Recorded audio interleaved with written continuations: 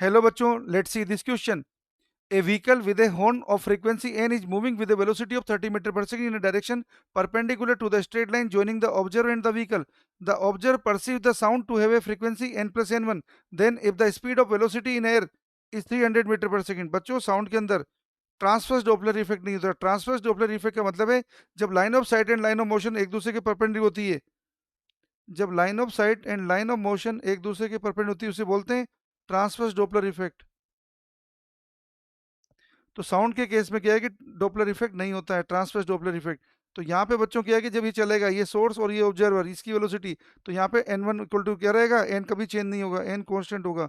तो पहले कितनी फ्रीक्वेंसी मिल रही थी बच्चों, पहले फ्रीक्वेंसी मिल रही थी हमें कितनी बच्चों, a vehicle with a horn of frequency n, n मिल रही थी, तब भी आपको क्या है कि एन ही मिलेगी.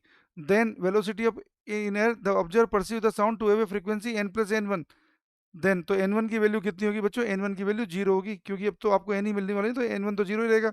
ऑप्शन देखते हैं बच्चों. ऑप्शन है N one equal to 10n, गलत आंसर है. Option B N one equal to zero, सही आंसर है. Option C N one equal to 0.1n, गलत आंसर है. Option D N one equal to minus 0.1n, गलत answer है. Final answer है बच्चों option B N one equal to zero, क्योंकि इस तरीके से रिलेशन होता है जब चलता है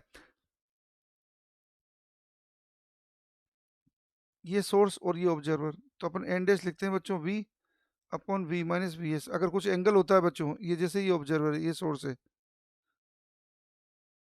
तो अपन लिखते हैं V upon V minus V S cos theta into N zero. तो थीटा यहाँ पे क्या है कि बच्चों जब 90 हो जाएगा, थीटा जब बच्चों के यहाँ पे कितना हो जाएगा